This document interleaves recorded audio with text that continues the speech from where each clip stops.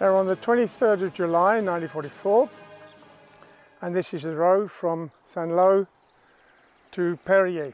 Now the plans for D-Day hadn't gone as planned. Caen was supposed to be taken on D-Day. Cherbourg and Cenilly were supposed to be taken on D+10. But Cherbourg took 3 weeks to take, and Caen and Cenilly took 6 weeks.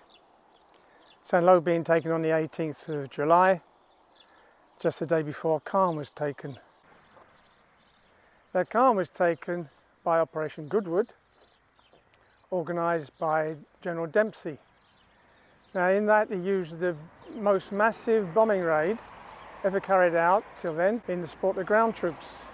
Now on the 10th of July, Bradley aired his idea to Montgomery and Dempsey of a breakout from the area of Cenilly once Cenilly was taken. And in that he suggested using a massive bombing raid. So that's where Dempsey got the idea from. But he used it for a slightly different reason. In Operation Goodwood, the tanks would have to cross the River Orne and the canal, then move through a minefield, and have to move 4 miles before they could start attacking the Germans. And the artillery, which could support them, would be on the west of the Orne, and they would have crossed over to the east side. So the bombing raid was in a way to replace the artillery support.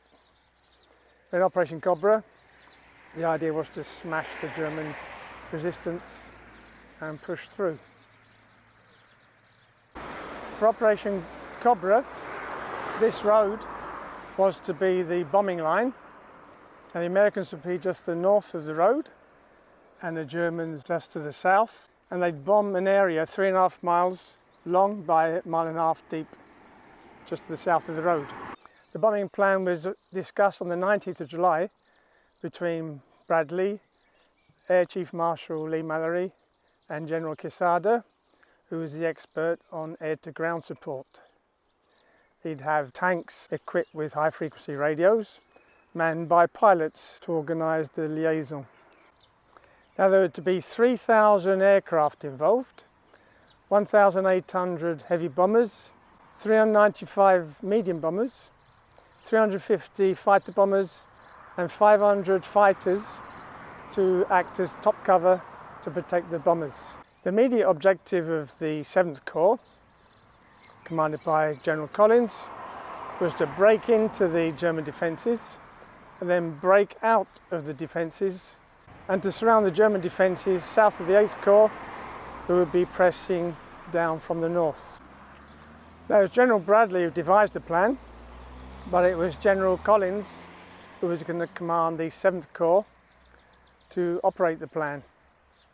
Now the troops involved were the 4th Division, which had landed on Utah Beach on D-Day, and then the 9th Division, which had just landed later, and together the 9th and the 4th had taken Cherbourg, of course with the 79th as well. The 30th Division had landed on the 11th of June on Omaha Beach.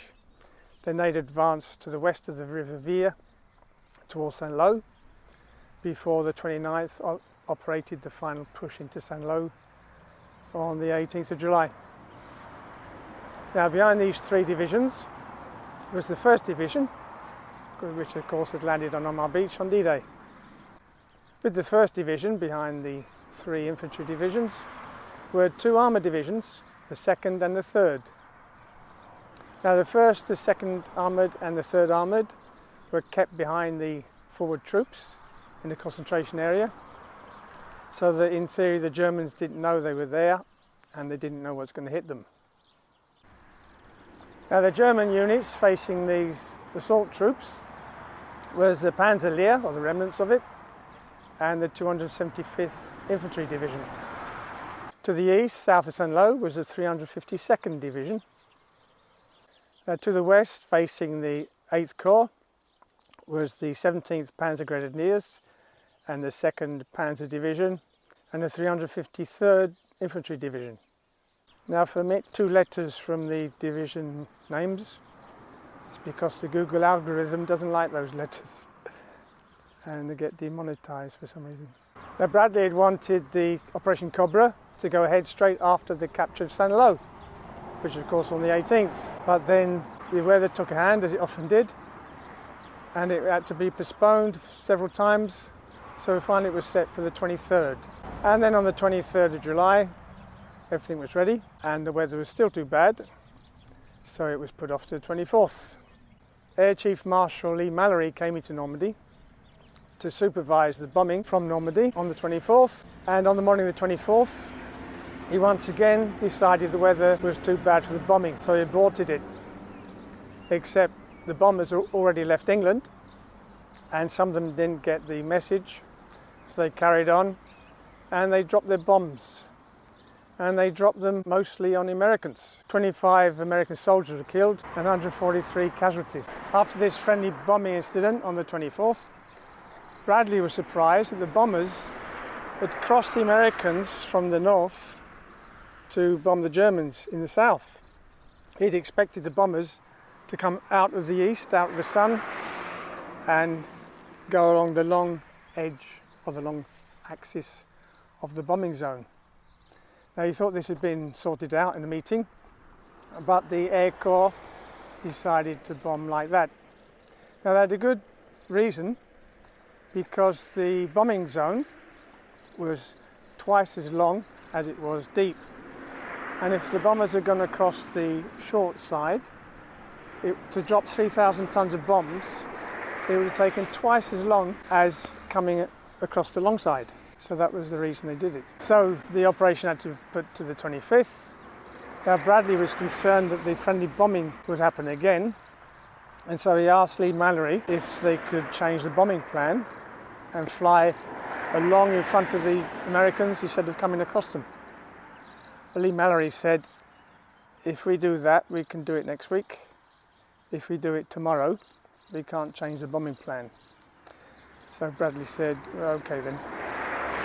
So, to make sure it didn't happen again, smoke flares were dropped to mark the bombing line. Now General Quesada's fighter bombers came in first. They were right on target, and then the heavy bombers started to arrive. Now the coloured smoke guided them, and they bombed the Germans. But on the 25th of July, the wind was from the south, so the coloured smoke started drifting over the Americans, and the following bombers started bombing the Americans. Unfortunately, there was fighter bombers flying around, saw what was happening. They managed to indicate to the following bombers to bomb further south. Now this time there were 111 deaths and 500 casualties. Now one of the deaths was General McNair, who was General of the Armies. He was just there as an observer. He was supposed to be in England.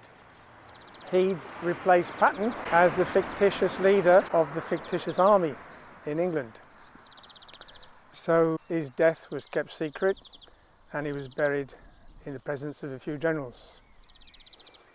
And he's now buried in the American cemetery by Omaha Beach. Another death was a civilian. It was George Bede Irvin, a journalist, and he was out with other journalists watching the bombing, taking photos.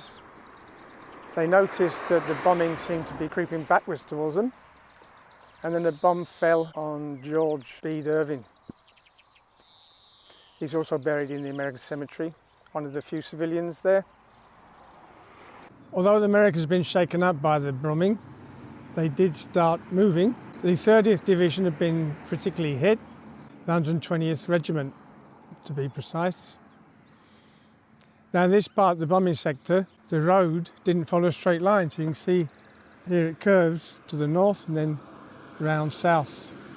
That made it even more complicated for the bombers. Now this is where General McNair was. Well, not here. The 30th Division was to the north that way. His body was only recognised by the 3 stars on his collar. They would head to Saint-Gilles, and by 2 p.m. they were at the crossroads Cenilly, just north of Saint-Gilles. The 47th Regiment of the 9th Division had been badly hit. Many of the men were in a state, they said, out of change, which meant they were just sat there staring into the distance like zombies. Now, the men had taken a risk as well. They didn't want to retreat too far because then they were going to have to refight their way through hedges again to regain the start line. So they were quite close to the bombing. The recrimination started straight away. General Collins wanted things to get underway. The bombing had disrupted the Americans' plans, but it had devastated the Germans. Fritz Bayerlin, he said the bombers just kept coming, and before the flak could start, they had direct hits on them. Very soon, 70% of his men were out of action. The 119th were to control the high land northeast of Herbecrevon. They came up against stiff opposition at this stream crossing just near La Nouiellerie. It was protected by 3 dug-in tanks on the high ground further up the road, and there was infantry. There were also mines on the road to be cleared. Lieutenant Henderson of the 743rd Tank Battalion led the advance. As the engineers moved forward to clear the mines, they came under intense machine gun fire. Colonel Sutherland sent Major Herlog with 119th to outflank the Germans to the left, and they came up against stiff opposition at the Rouloc farm until another outflanking movement broke the resistance. 50 prisoners were taken. The tanks and the infantry on the crest were still holding out, and it wasn't until the early hours of the 26th that Herbecrevon was taken. Herbecrevon was just on the eastern limit of the bombing. It's been rebuilt. It was taken on the morning of the 26th by Captain Simmons, approaching from that way. Now, the 9th Division, 47th Regiment, they set out at 12:30 and they were held up before they got to the main road by the Panzerlier. They were to follow the D29, which crosses the main road here, go through Montreuil-sur-Lauzon to Marigny.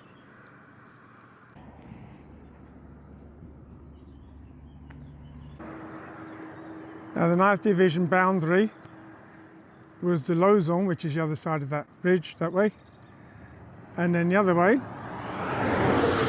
2 miles along the road, was the D89. The other side of that was the 4th Division. Now, the 47th Regiment were held up here before they got to the crossroads by the Panzerlier.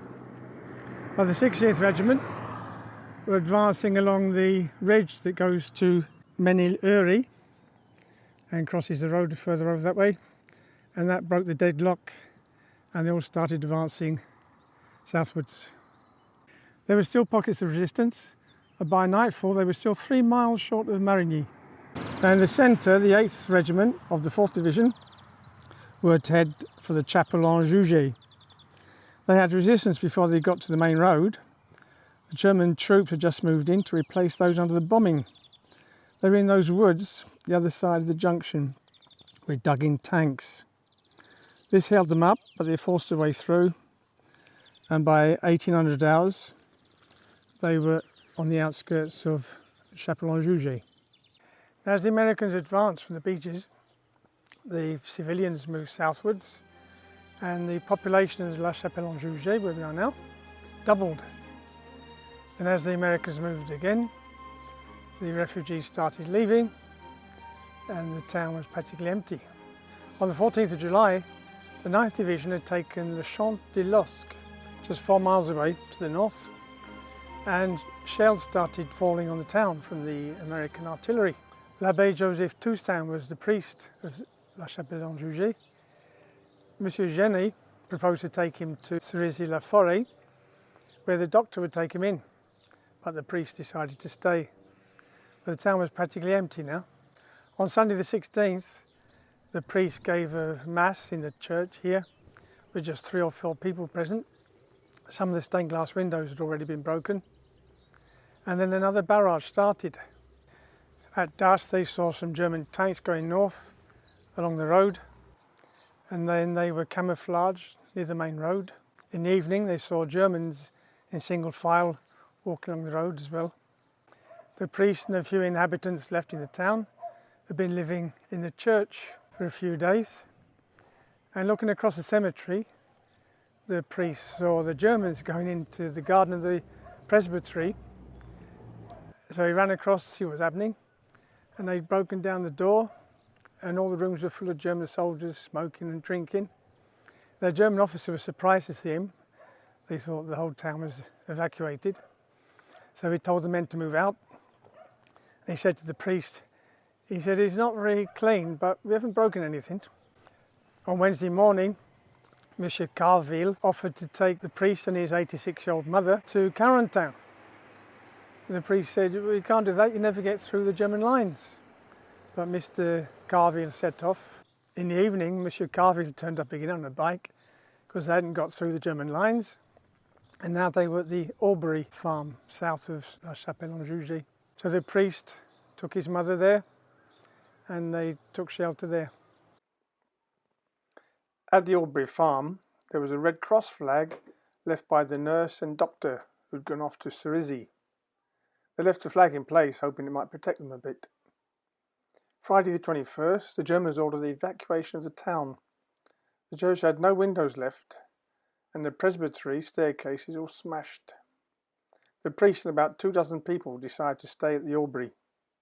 They dug a shelter and covered it with beams.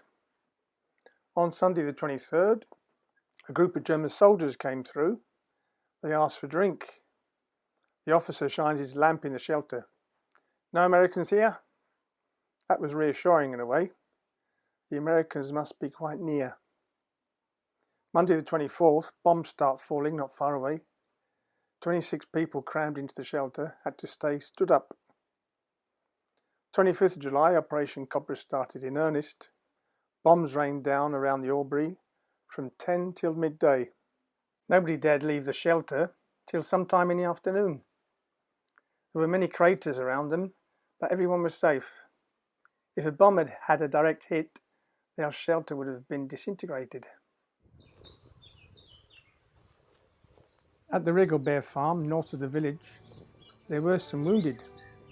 2 men decided to go out to reconnoitre how to get them to the Americans. They were stopped by a German patrol and taken to the Deguet farm, where they were to be shot. The salvo of shells came in, forcing the Germans to run for cover, and the 2 men got away to the mine hamlet, so called because there used to be a mercury mine there. In the afternoon of the 25th, American troops got to the mine hamlet. They found 26 survivors there. They'd used the mine shaft as shelter. At the Aubrie, a German officer arrived and announced he wanted to set up a radio station in the kitchen. They said he couldn't, as it was a Red Cross station. He asked how civilians could set up a Red Cross station. They bluffed by mentioning the name of a German officer who'd authorised it. He then decided to use their dugout shelter. He later asked for a drink. Then he was stood in front of the fireplace, philosophising about why France and Germany keep having wars. "Hope my children won't have to fight against France." With the officer and 3 others using the radio in the shelter, the 23 people still in there could follow the progression of the battle. They didn't understand German, but heard hamlets and farms mentioned as the Americans advanced. Some German medics came and set up in the false Red Cross station. On the 26th, the sound of machine gun fire was approaching. Suddenly the yard was full of GIs. They approached the kitchen. The priests made them understand that the men on the floor were wounded and that the others were medics. Although the breaking troops hadn't advanced as far as Collins would have liked by evening, he felt that the Germans were close to cracking. He decided to send in the breakout units in on the 26th. The 1st Division would take Marigny, and the 3rd Armoured continued towards Coutances. The 2nd Armoured would strike towards Notre de Cenilly. First difficulty was to get the second phase formations from the concentration area in the rear to the start line crowded by troops. On the 9th, the 30th were to ease the advance of the 1st Division towards Marigny. Marigny was stiffly defended, and it wasn't until the 27th that the town was taken by the 18th Regiment. The 3rd Armoured wasn't advancing as Collins hoped for, and General Watson paid the price by being removed from the command. The real breakthrough came in the 30th Division's sector with the 2nd Armoured Division pushing towards Saint-Gilles. Brigadier General Maurice Rose's CCA drove straight towards Saint-Gilles. 3 task forces followed each other, supported by 6 battalions of artillery. They were moving in the boundary between the 84th Corps and the 2nd Parachute Corps. Fighter bombers led the way by attacking surprise German defenders and setting half of Saint-Gilles ablaze. By mid-afternoon they were heading towards Canisy. Canisy has a chateau, which is now a hotel.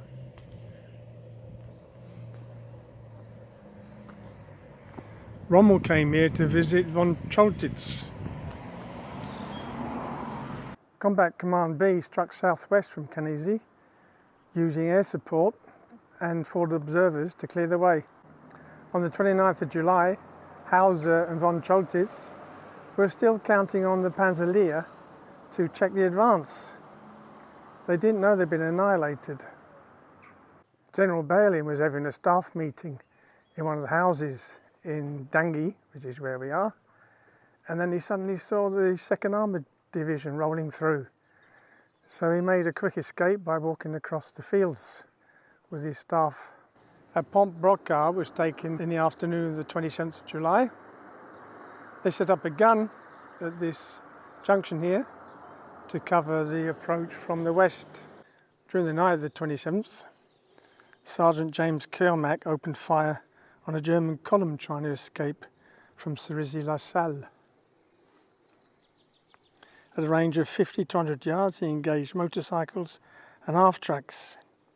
This action continued till early morning. Sergeant Selmack was awarded the Distinguished Service Cross. Now the 2nd Armoured Division were advancing at a great rate now.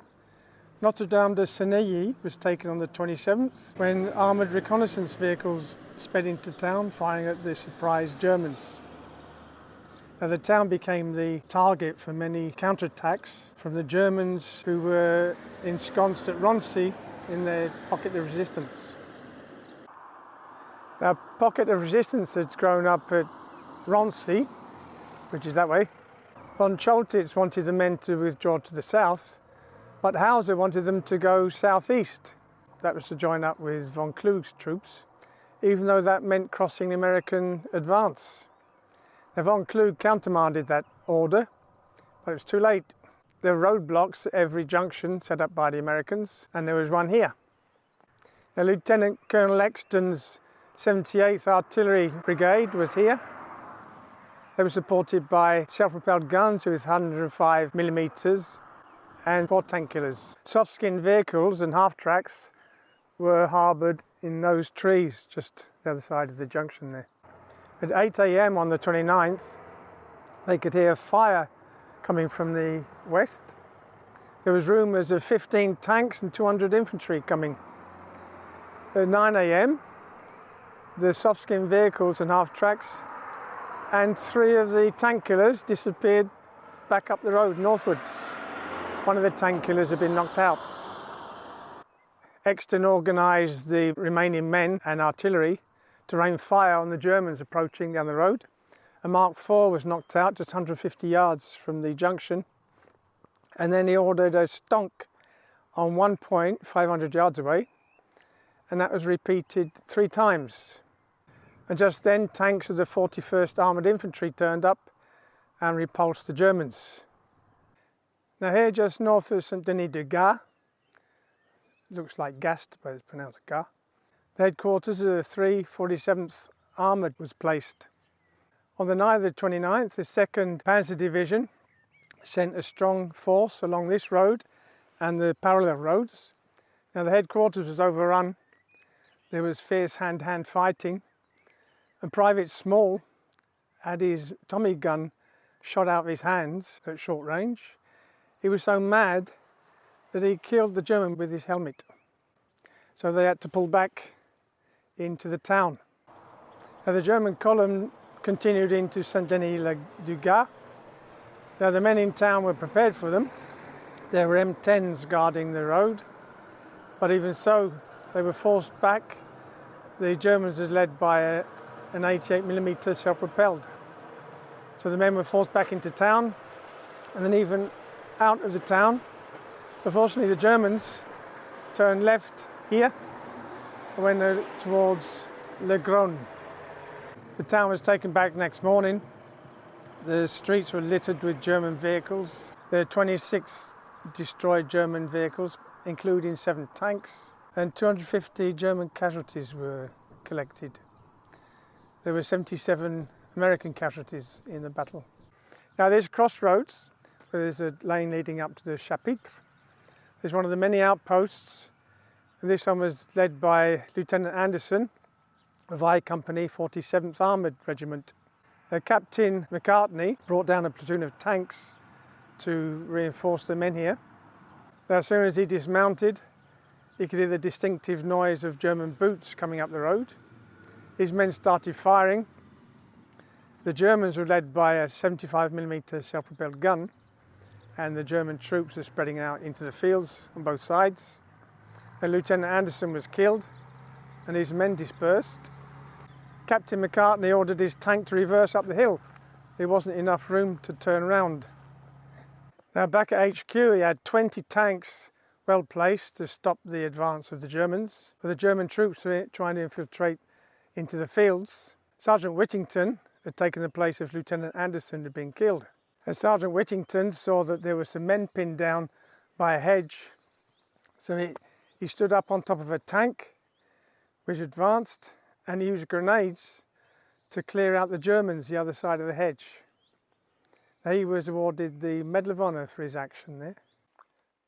As the Second Armoured advanced, a pocket of resistance grew in Roncy. The great concentration of vehicles brought air and artillery attacks on the town. 250 vehicles were destroyed. 89 houses were destroyed or badly damaged, and 6 civilians killed. The Waffen troops looted the others before setting fire to the town. When Americans arrived, they had to bulldoze their way through. Now the action of the 2nd Armoured Division had turned a limited advance hoped for by Bradley into a real breakthrough, or real breakout I should say. Patton had come into Normandy on the 6th of July. He landed just behind Armoured Beach. He set up his headquarters at Nouiellerie. He started moving during Operation Cobra, but that would be another story. This monument is the main monument in the area to Operation Cobra. Unfortunately, the stonemason made a mistake in Bradley's initial. His name was Omar Nelson Bradley. A colleague of mine was here some years ago with some American veteran pilots who were showing him this monument. And then a group of French people turned up. One of them had a red, white and blue sash on, which meant he was a mayor. And he said to Geoffrey, he said, "Are you such and such a group?" He said, "No, I'm just showing these people around the area." And the American pilots said to Geoffrey, he said, "Don't tell them we bombed them." So the first thing Geoffrey said was, "These are veteran pilots who took part in Operation Cobra." And the French people said, "Oh, thank you for saving us." So they weren't at all embittered about having their villages flattened.